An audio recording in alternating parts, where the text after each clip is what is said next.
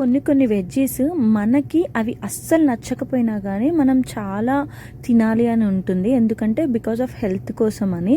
అది మనం తినే స్టైల్ మారొచ్చేమో కానీ పక్కా తినాలనే ఐటమ్స్ కొన్ని ఉంటాయి. కాబట్టి ఈరోజు నేను సెలరీ అనేది నాకు నార్మల్గా తినటం అస్సలు ఇష్టం ఉండదు.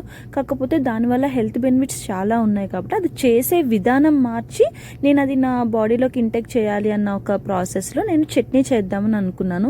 ఇది నేనేదో కొత్తగా కనిపెట్టిన చట్నీ అయితే కాదు. యూట్యూబ్లో కొడితే చాలా రెసిపీస్ అయితే ఉన్నవి. నేను దాంట్లోనే ఒకటి చూసి అయితే చేశాను.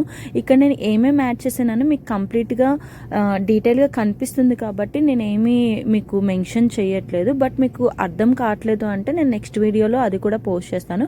కానీ మోస్ట్లీ నేను డిస్క్రిప్షన్ బాక్స్లో కూడా ఏమేమి మెన్షన్ అనేది నేను మెన్షన్ చేసేస్తాను. మీకు ఒకటి చెప్తున్నాను, హెల్త్ కంటే ఇంపార్టెంట్ అయితే ఏదీ లేదండి.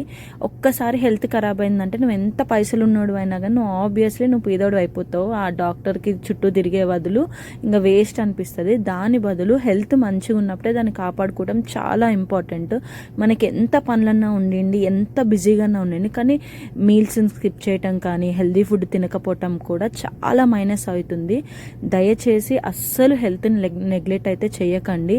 ఎప్పటికప్పుడు కొంచెం ఓపిక తెచ్చుకొనన్నా ఇంట్లో మంచిగా హెల్దీగా చేసుకునే ఫుడ్ మనం ఎవ్రీడే మనం తింటాం కానీ పిల్లలకి పెట్టాం కానీ ఉంటే వాళ్ళ హెల్త్ కూడా చాలా బాగుంటుంది. మనం ఎంత కష్టపడ్డా ఏదన్నా అదే హెల్త్ కోసం ఆ 2 ముద్దలు నోట్లోకి వెళ్ళటానికే. కాబట్టి ఇది విషయం అయితే చెప్తున్నాను.